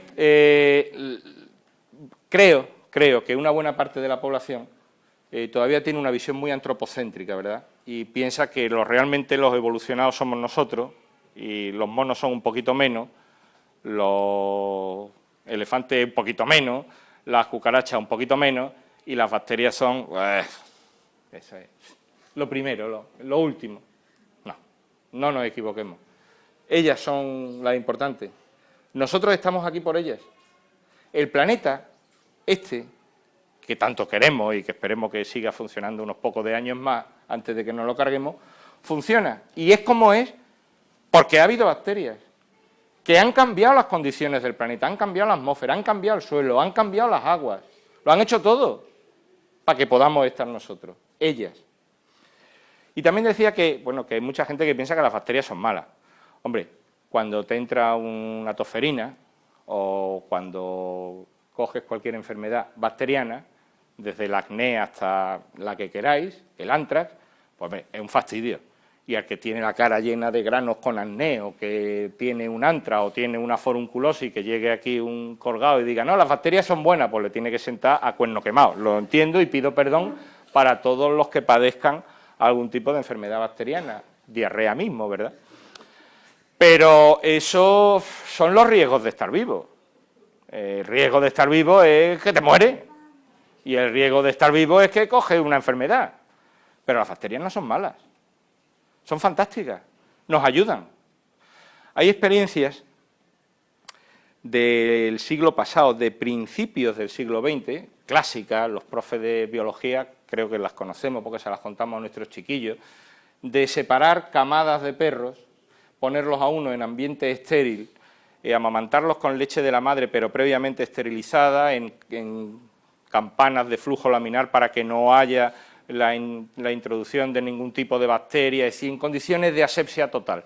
Esos perros no crecen, se quedan enanos. Y luego cuando le abro las jaulas no duran 15 días, se mueren. Veo que hay niños chicos. Yo me voy a atrever a hacer y que hay muchas mujeres que pueden ser madres próximamente, o podrán si quieren. Cuando se cae un chupete al suelo, no me usen el método Milton. Es malísimo. Es malísimo. Agua, corriente, ya está. Que tenemos que entrar en contacto con las bacterias, que son fundamentales. Ese niño que nace, dime. La pregunta que te iba a hacer. Venga. Tanto que dicen tanto que si el limpiador antibacterias... Una burrada. Así nos luce el pelo, por eso cada día estamos más malos. Claro, claro. Llega un momento que insisten tanto en que todo esté tan limpio y La limpieza, que no haya bacterias por ningún lado, bacterias en el inodoro, no, lejía con no sé qué, detergente con bacterias, para las lavadoras también. Eso es una burrada, eso es una burrada. Y eso está haciendo que estén apareciendo algunas cepas de bacterias que se ríen de todos los antibióticos habido y por haber. Pero la culpa es nuestra. Yo muchas veces, bueno, soy madre de 3 crías, ¿no? Muchas veces yo pienso, digo, vale, tema de desinfección, es verdad que ves ejemplos, ¿no?, de burradas, ¿no?, de que hacemos las madres, ¿no? Pero luego yo pienso, digo, bueno, tienes higienizado todo, pero luego está el hacinamiento de las guarderías. O sea que por una parte uno limpia, pero por otra parte, hoy en día, antes los niños crecíamos en el campo y no había tanto hacinamiento, y hoy en día sí, o sea que sí que hay mucho contacto a la vez, ¿no? O sea, estamos limpiando por un lado, pero por otro lado... Lo cual no tiene sentido. O sea, que a ver, no, estamos más compensados, pero seguimos estando mucho en contacto con bacterias, ¿no? Estamos siguiendo mucho en contacto con bacterias, pero con bacterias que ya nos proceden de otros, no con las bacterias que hay en mi medio más próximo y más cercano. Y conviene estar en contacto con todas ellas, porque nuestro sistema inmunitario se genera así, perdón.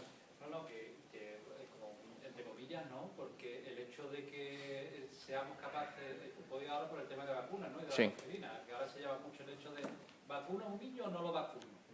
¿Lo expongo frente a la tosferina o no lo expongo? Lo vacuno, seguro. Mi opinión es que lo vacuno. Pero hay ahora una cierta tendencia a no vacunar Sí. y que el niño pase la tosferina, yo creo que De forma no. involución. Yo creo que eso, desde mi punto de vista también. Pero enfrentarlo a ciertas bacterias, ¿vale? No, vamos, y cuando yo digo enfrentarlo a ciertas bacterias, lo que estoy diciendo es, los niños en su más tierna infancia, los humanos, cualquier animal en su más tierna infancia, tiene que estar en contacto con todo lo que pueda, para que su sistema inmunitario tenga un catálogo lo suficientemente grande para poder producir defensas contra un montón de cosas. Eso estoy diciendo. No estoy diciendo, no vacune a tu niño. No vacunar a un niño desde mi punto de vista, desde el mío, que desgraciadamente o afortunadamente no es el que manda, debería ser delito. Desde el mío.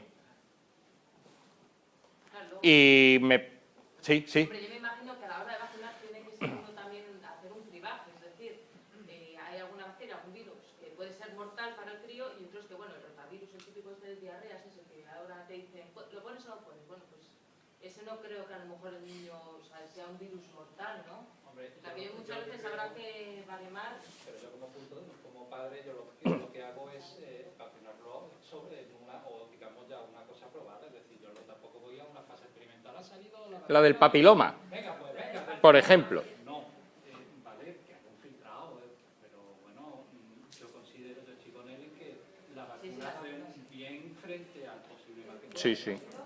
¿Perdón? No lo sé. Yo ahí tengo el cuerpo dividido, porque... Digo por qué. La industria farmacéutica, al igual que la industria armamentística, son dos industrias odiosas.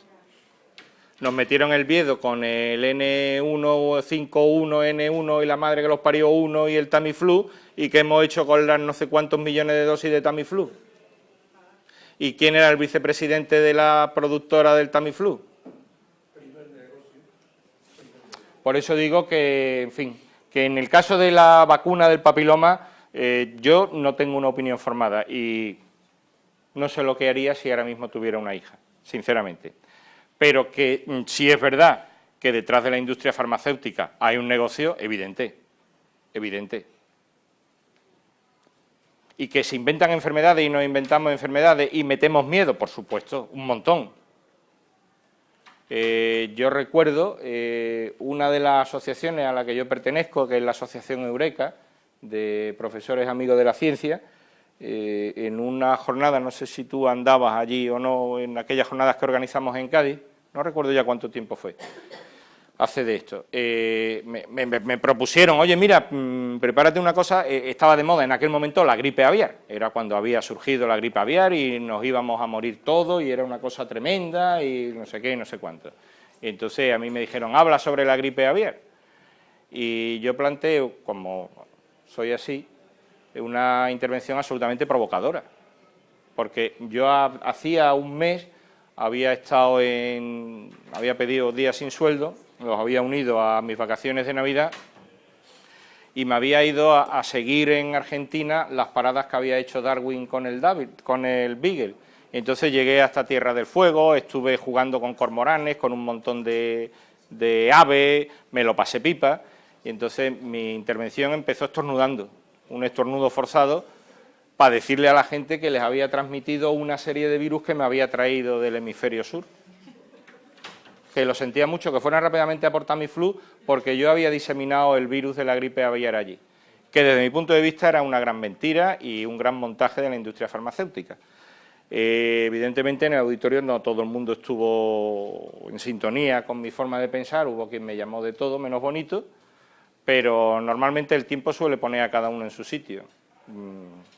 Hoy se ha hecho público, ya es notorio que aquella historia del Tamiflu fue un gran bluff, ¿verdad?, movido por la propia industria farmacéutica. A ver. Yo ahora tengo una niña, pero si el médico, el ginecólogo, el sistema sanitario, ¿con qué argumento le digo yo que no se lo ponga? No, yo no he dicho que no se la ponga, yo no sé, yo no lo sé. Hay miles de preguntas que no se responden y esa es una de ellas. Yo no sé, no quiero que nadie se me enfade, si hay médicos aquí en la sala, por favor. Alguien puede ser corrupto, somos corrompibles, nada más que hay que abrir el diario todos los días, ¿verdad?, o poner la televisión. Y hay gente honesta, hay gente honrada y hay gente que se mueve por intereses. Yo lo he dicho sinceramente, mi hija ya tiene 30 y tantos años, ya ha pasado la edad, ¿verdad? Pero si yo ahora tuviera una chiquilla, yo ahora mismo no sabría qué hacer, sinceramente, no sabría qué hacer. Y depende de la confianza que me inspire el médico, el pediatra o el ginecólogo al que yo lleve a mi hija, depende de la sintonía, de cómo yo lo perciba y de la confianza que yo deposite en él para que yo me deje guiar o no me deje guiar por sus recomendaciones. Yo no me atrevo a hacer ninguna recomendación, por favor. Y como médico, de hecho, a mí me lo han dado, hay opiniones totalmente... Hay quien te dice que sí, otro que no. Entonces, bueno, es lo que es. Lo que tú quieras pensar, tú te coges al médico para eso, porque has estudiado los mismos 6 años de medicina que otro. Yo no sé. Sí. ¿Lo de las enfermedades autoinmunes? ¿Sabes con qué lo relacionan? Con el exceso de higiene. Si es que las bacterias, si es que están con nosotros, viven con nosotros. Parece una película de terror, pero es verdad, estamos invadidos. Ahí había... Yo iba a cambiar el tema. Venga. Me ha resultado lo de Wolbachia, sí. sobre la mitosis, y que se cree también que fue quizá... Precursor de los centriolos. Sí, sobre la endosimbiosis. Sí. ¿Dónde se está estudiando ahora eso? ¿O cómo...? Pues no lo sé, yo no sé qué grupos de investigación puedan estar trabajando eso. Sé que hay en Estados Unidos, la imagen esta es de un grupo de investigación estadounidense, la que yo he puesto de Wolbachia. No he profundizado más, no te puedo responder. Te he picado, perfecto. Bien, pues. ¿Dónde he estudiado en biología, que yo estoy haciendo cuarta biología? Fantástico. No te enfades porque yo diga que los biólogos son unos estúpidos, que no soy yo el que lo dice. Lo dice ese señor que hay ahí atrás, para que luego le deis una colleja. Y lo de la PCR también me ha llamado la atención porque yo he hecho varias. Claro. Y no sabía que venía de Thermus aquaticus. No me acuerdo la bacteria, si me podría decir el nombre. Thermus aquaticus. Esa es la bacteria de la que se extrajo la primera... nombre de la enzima, Pepito. La ADN polimerasa de Thermus aquaticus, con lo cual no se desnaturaliza cuando tú calientas a 70 grados para poder separar las cadenas de ADN. Eso fue una idea brillante de un tipo brillante en la década de los 80 cuando se descubre Thermus aquaticus. ¿Más preguntas? Hoy bien. Respecto a la manipulación de alimentos, por ejemplo, si los que se transmiten en las conservas, el Clostridium, sí, el Clostridium botulinum, ese. Gracias. Gracias. Clostridium botulinum, el del botulismo. Ese, por ejemplo, si tú das con un utensilio metálico en la lata, puede ser que No lo sé, no, en te principio... pase al alimento. En principio no, si das con un utensilio metálico no, porque se supone que en esa lata no hay Clostridium botulinum. Si hubiera Clostridium botulinum en esa lata, rápidamente a urgencia. Ajá. Es decir, Porque hay bacterias que ese- son muy malas. porque ese y la salmonela son... Salmonela hay unas pocas, entonces hay algunas salmonelas que no son tan malas, hay cepas de salmonela que son muy graciosas. Pero que Hacen... son mucho peores, por ejemplo, que el estafilococo dorado, ¿no? Sí, sí. Hay, el problema de las bacterias es que, aunque nosotros, para entender cualquier problema, lo que primero intentamos hacer es clasificar, ¿verdad? Y hacer catálogos, catalogar, para ver quién es quién, dónde pongo a cada uno. Las bacterias a veces no responden a esa catalogación, ¿eh? Hay muchas bacterias que cuando se hacen revisiones, el Bergi creo que sale cada 2 años, es un libro donde aparecen todas las referencias mundiales de microbiología, las especies están cambiando continuamente. Y tienen otro comportamiento y hay cepas y ya muchas veces hablar de un género o de una especie a veces empieza a no tener sentido dentro de la microbiología o dentro de la bacteriología, pues las bacterias son tremendamente versátiles, intercambian ADN como los chiquillos intercambian cromos. Yo te doy 2 del Madrid por Ronaldo y tú me das 2 del no sé quién por el otro y al final pues montan cosas nuevas y seres nuevos, seres casi quiméricos, como quimeras, ¿verdad? Son así y nos han hecho así. Más cosas, yo tengo cuerda para rato, es decir, que yo puedo seguir hablando y contando batallas. Un momentito, porque veo ya que voy a pasar mal rato, entonces prefiero acabar con algo que me parece que sigue siendo tremendamente importante, y sobre todo en estos tiempos que corren, leer.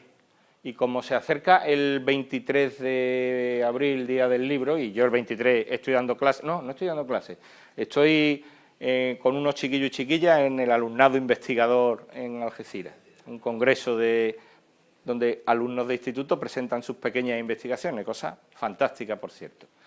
Bien, pues entonces me voy a permitir recomendarle 2 libros. Bueno, voy a recomendar uno nada más, pero como veo que tengo una alumna de 4º de biología, le voy a recomendar un libro para que... Y como veo también que hay por ahí madres inquietas con las vacunas y las cosas, el mismo libro que le vale a la alumna de biología, le vale a las madres inquietas, siempre que tengan curiosidad científica. Bien. El primer libro es una novela, se lee fácil, de ciencia ficción. A mí me encanta la ciencia ficción, pero hacía años que no leía nada de ciencia ficción porque veo una novela, la cojo y a la página 4 la cierro y adiós. Cojo otra novela, la abro, la página 16, esto no hay quien se lo fume.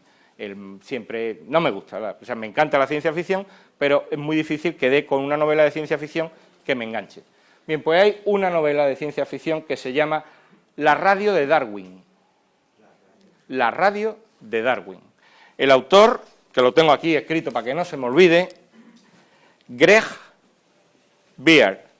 G de Gerona, R de Rodolfo, E de España, G de Gerona, B de Barcelona, E de España, A de Almería y R de Roma. Beard, oso. Bien, pues esta novela plantea unas cosas curiosísimas sobre bacterias, sobre evolución, sobre el Inmargulis, sobre la endosimbiosis, sobre los transposones. Por cierto, los transposones descubiertos por otra mujer, también iconoclasta, también heterodoxa, ¿verdad? La cosa va de mujeres. Y la otra novela, lo otro, perdón, no es una novela, es un libro de ensayo, es un ensayo sobre ciencia, y se llama La mala ciencia. No tengo la referencia porque no lo tengo aquí, lo siento, pero os lo mando, lo tengo en el iPad, pero lo tengo en el hotel. Como yo te voy a ver esta tarde también, probablemente, o vamos a comer juntos, me bajo en un momentito el iPad y te doy la referencia. Es un libro que hay que leer con calma porque se nos pueden poner los pelos de punta.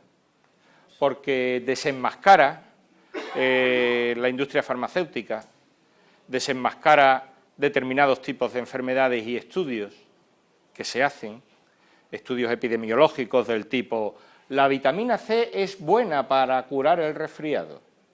Mentira, eso no está probado. Eso no se sostiene científicamente, pero está ahí. Y a cualquier tienda de paramedicina que uno vaya o a cualquier paramédico, verá la de cosas que hay naturales y que son maravillosos, homeopatía incluida. Pues conviene leerlo. La mala ciencia, no tengo más referencias y espero no haber aburrido, no sé si... Que ya está, que si me queréis preguntar y que para cualquier cosa ando en los Puertos Reales enrollado allí dando clases. Y... Venga. Ahí. Si podías repetir el autor de la novela. Greg Bear. Bear Oso. Greg Oso. Gregoso. Creo que dijiste antes De. estos alumnos. Sí. Creo que era El mundo de los microbios. Vamos a ver. Y es que ya lo han quitado. En televisión española, estos documentales lo tienen nada más que durante una semana después de su emisión.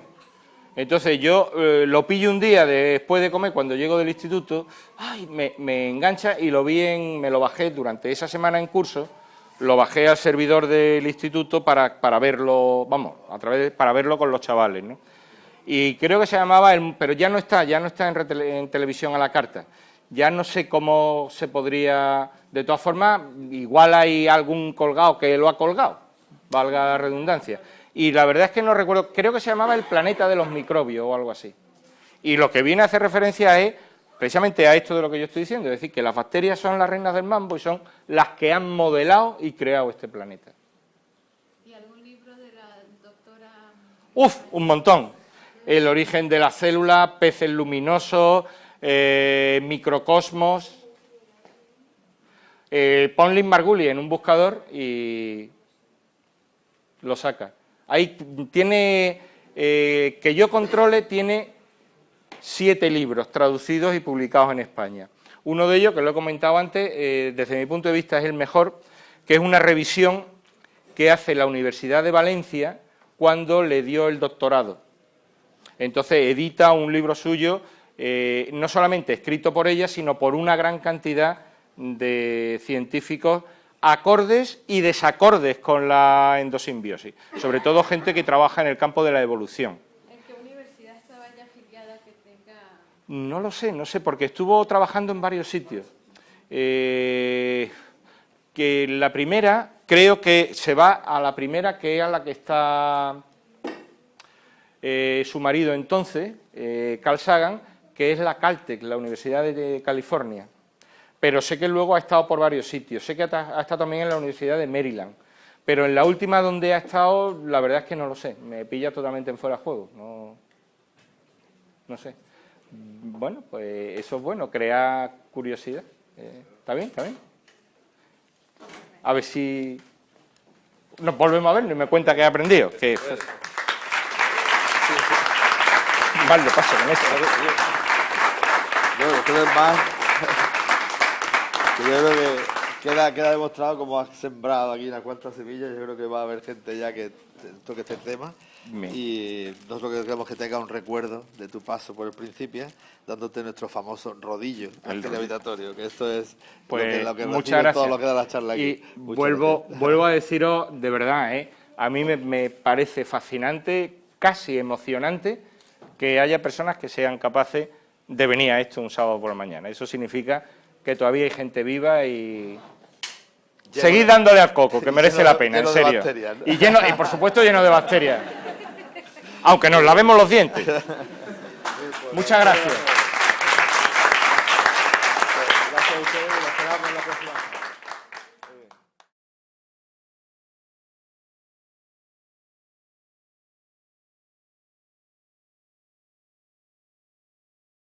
Pues buenos días, bienvenidos a Principia, una mañana de sábado más. en este ciclo de conferencias, que ya se ha hecho un clásico en este museo. Llevamos varios años haciendo este ciclo de los sábados en Principia, disfruta con la ciencia. Ese es el lema con el que marcamos todas estas conferencias, y a ellas invitamos a muy diversos conferenciantes, ponentes, amigos sobre todo. Yo creo que lo fundamental es que la mayoría, un porcentaje muy alto de todas las personas que han pasado por este foro son amigos y grandes divulgadores de la ciencia. Son personas que han dedicado su vida a la enseñanza, a la investigación, y hacen el esfuerzo y el favor, y a la que estamos muy agradecidos, de contarnos esos avances, esas teorías, esas nuevas tendencias de la ciencia, y lo hacen además de una forma amena, de una forma atractiva, porque queremos que todos los públicos se acerquen al mundo de la ciencia y disfruten con ella, aprendan que con la ciencia se puede disfrutar. Y eso seguro que lo tenemos garantizado hoy con nuestro invitado, que es Pepe Osuna. Lo digo con ese nombre porque yo creo que es así como te conoce todo el mundo, Pepe Osuna. en nuestro ámbito, José Osuna, que es profesor de Biología y Geología en el IES Manuel de Falla de Puerto Real, y al que yo conocí hace muchos años cuando en los avatares de nuestro proceso de profesorado, pues fui a parar a Cádiz a dar clases en el Instituto Isla de León, y lo conocí cuando había fundado el Aula del Mar de Cádiz. El Aula del Mar de Málaga, que seguramente todos conocéis, pues yo puedo decir un poco así, con esto, sin miedo a equivocarme, que se inspiró en este Aula del Mar de Cádiz que Pepe fundó en el año 86. Yo fui a Cádiz en esa fecha y tuve la gran suerte de asistir a sus clases, a sus cursos, a ese proyecto fascinante, porque estuvimos hablando, perduró durante 10 años, y durante esos 10 años pasaron por el Aula del Mar de Cádiz cientos y cientos de alumnos, de los que seguro que hoy hay gente metida en todo lo que es ciencias del mar, todo lo que es acuicultura. Pues todas esas primeras veces, esos primeros contactos con ese mundo, pues Pepe le facilitó a cientos de alumnos este contacto con el mar. Pues ese fue nuestro primer contacto, y desde entonces hemos tenido una relación puntual pero muy intensa a lo largo de nuestra... Que los humanos somos el caballo de Troya de las bacterias. ¿Recordáis la historia del caballo de Troya? Asedian una ciudad y de repente aparece un caballo que está lleno de guerreros. La curiosidad de los troyanos hace que abran y entre el caballo. Cuando se abre el caballo, pues se pierde la ciudad. Pues la especie humana, según Margulis, no es nada más que un caballo de Troya. ¿De quién? De las bacterias. De hecho, hasta los médicos andan reconociendo eso. Eso viene un poco después. Yo decía, ¿dónde hay bacterias? En todos lados. Decía, a mí me han contado que en el mar había muy pocas bacterias. Me han enseñado que había pocas bacterias. Mentira. Hay bacterias en todos los sitios. Cosas curiosas donde se han encontrado bacterias. Y aprovecho para hilar también con lo que he visto antes y con las fantasías fantásticas que hace mi amigo Seba y la gente de aquí de Principia con ese aparato. Los rayos X. ¿Son buenos los rayos X? No, no son buenos, ¿verdad?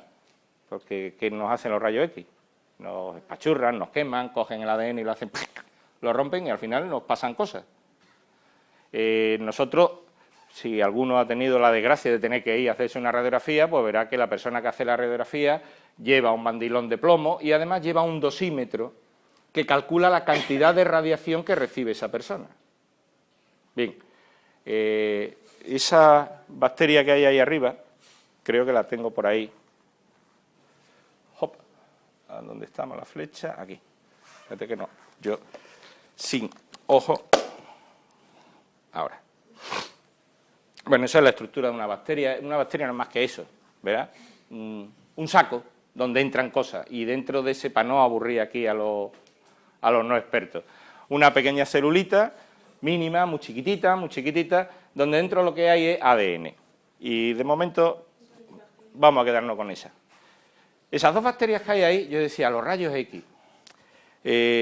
Los radiólogos, la gente que hace radiografías, traumatólogos, siempre llevan un dosímetro, porque a partir de una determinada dosis de radiación empiezan a pasarnos cosas. Chernobyl, Fukushima, bien. Esas dos aguantan, no sé, un factor de 15.500 veces la dosis letal para un humano.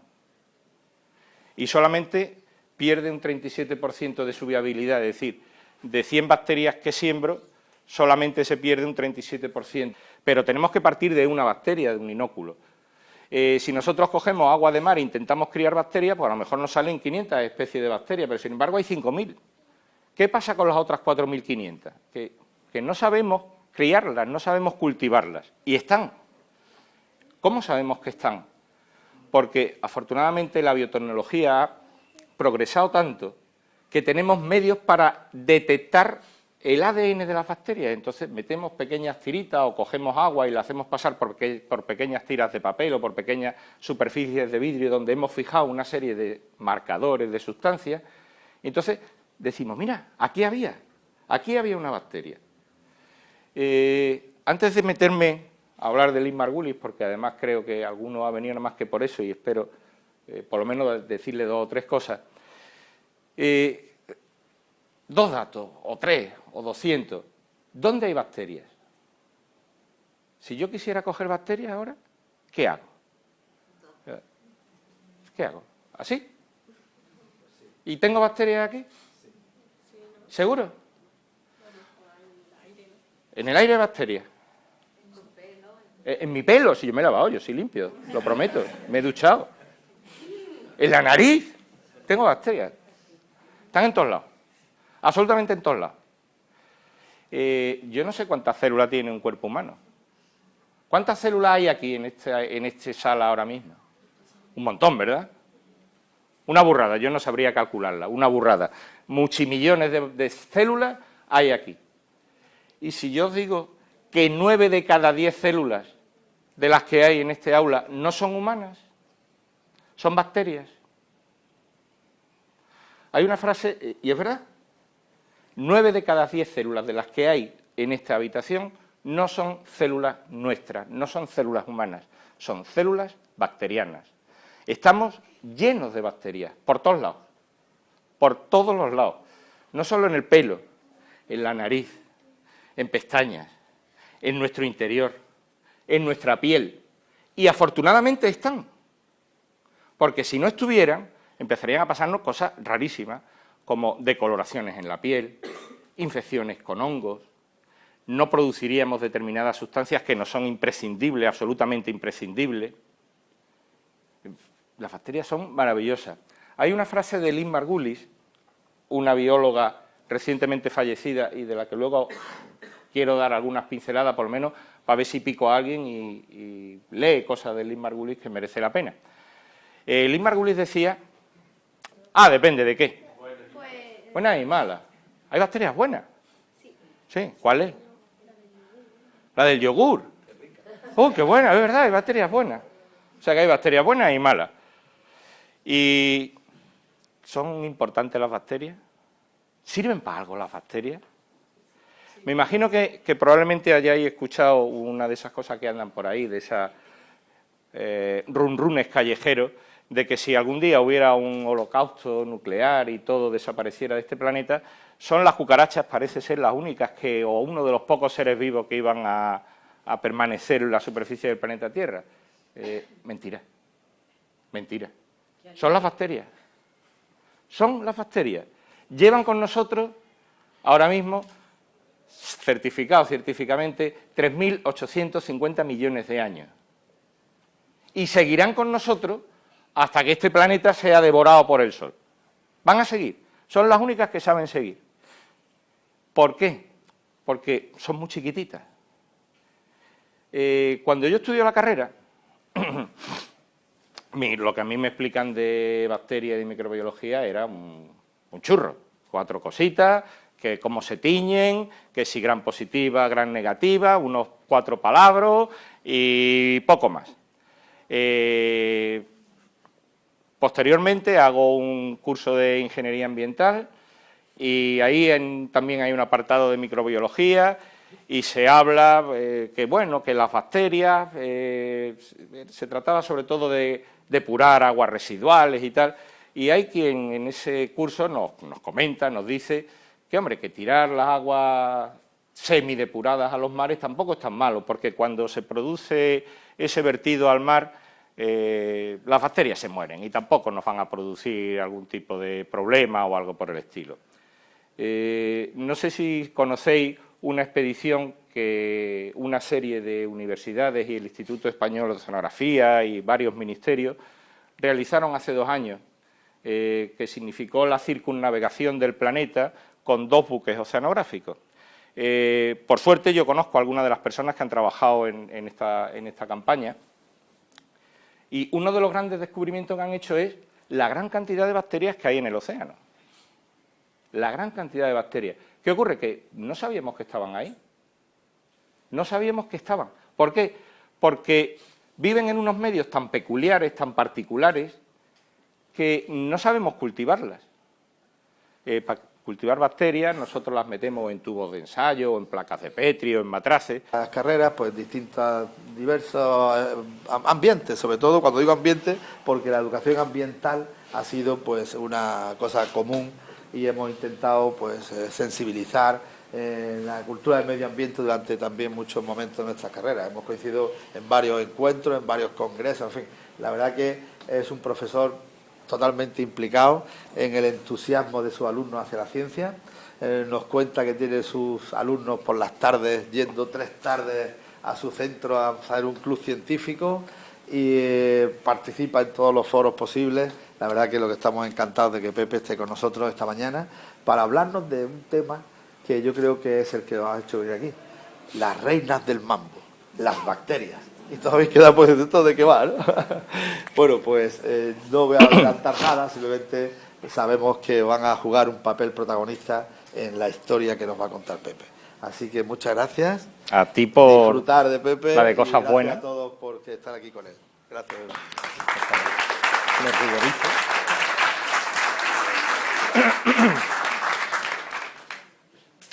Hay una cosa, buenos días. Bien, primero, mi fantástica y genial sorpresa por ver un montón de gente un sábado por la mañana en Málaga, 20 de abril, viniendo a escuchar a un semipayaso sobre las bacterias, ¿verdad? Es algo fascinante, dice mucho de todos los que estáis aquí, con lo cual, enhorabuena. Una cosa que no ha dicho Seba de mí, y que yo creo que en el fondo es la razón por la que estoy aquí, es que porque tengo poca vergüenza. Aunque ahora todavía tengo un poquito de miedo escénico, porque no me gusta hablar así, yo me gusta moverme, darle cate a mi chiquillo en el aula, provocarlo. Lo que sí soy es un poca vergüenza. Y como llevo 34, 35 años enganchado a la tiza, pues la poca vergüenza se me ha ido incrementando con el tiempo y aquí estoy. El título era provocador, o intenté que fuera provocador, porque creo que la provocación es un mecanismo muy bueno para despertar la curiosidad. Y antes de empezar a soltar el rollo, a mí se me interrumpe cada vez que queráis. Es decir, cuando diga una burrada, me decís eso es una burrada. Cuando diga algo que no se entienda, me cortáis. Si consigo generar alguna duda, alguna pregunta en vuestro coco, me la preguntáis, que lo primero que se me ocurra, pues os lo respondo, si es que se responde. Y lo primero, y segundo, veo chiquillos, muchos chiquillos, yo no sé estos chiquillos en qué curso andan, no quiero aburrir a las piedras. Entonces, ¿las bacterias son buenas o malas? ¿Cómo son?